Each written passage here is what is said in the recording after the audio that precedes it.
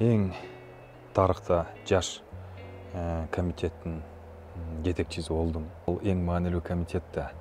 Ал комитетте фракциянын лидерлери болду.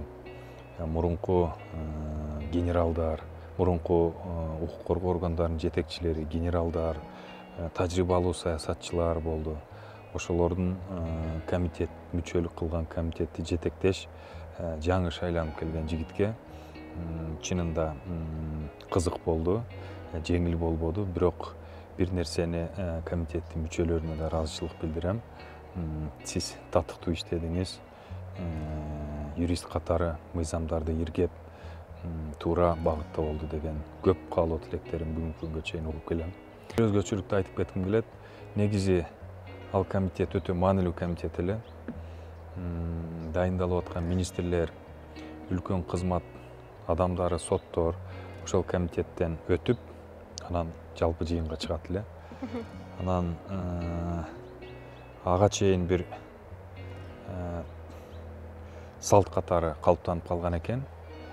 Аталган инсандар шайлангандан кийин, дайындалгандан кийин ошол комитеттин мүчөлөрүнө ыраазычылык катары жөн эле конокко чакырып чай берип койчу экен. Тандалып бүткөндөн кийин. Анан мен ошол менин пикиримде туура эмес нерсени жокко чыгарууга аракет кылдык.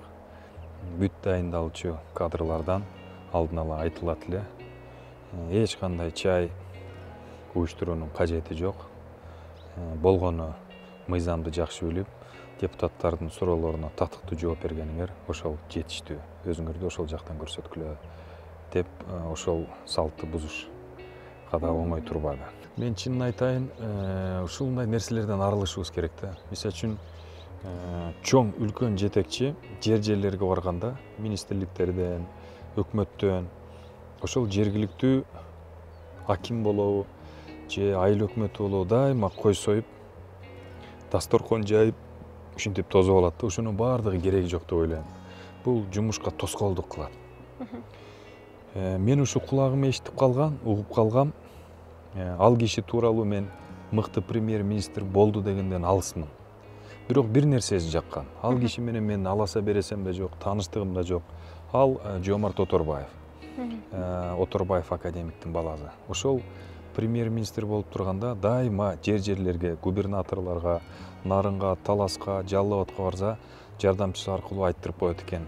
Жергиликтүү өз алынча башкаруу бийликтин жетекчилери дасторкон жайып, кой сойбосун.